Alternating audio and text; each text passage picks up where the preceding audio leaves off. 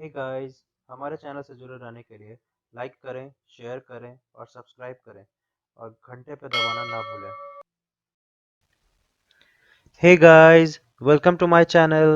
Today we are going to see how you can create a Wi-Fi hotspot on Windows 7. But before that, like and subscribe to my channel and hit the bell icon for more new updates.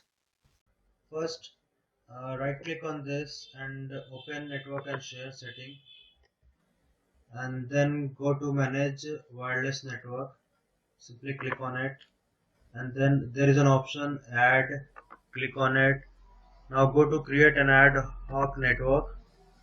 Next, all you got to do is you have to put something like network names, provide the security type, whatever you want, like WEP or WPA2 personal, and security key also. So let's see, I'm going to put network name like laptop. I'm going to save the security type as WPA2 personal, and security key I'm going to set 1 2 3 4 5 6 7 8, and I'm going to save this network for future uses.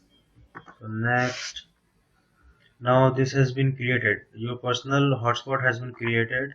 To see this, simply click on this network option, and you can see that the laptop is what I have created, and there is saying waiting for users.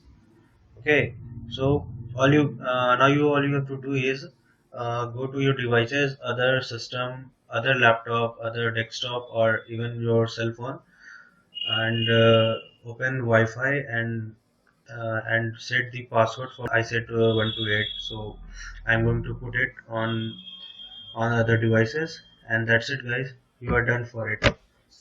Thanks, guys, for watching my videos.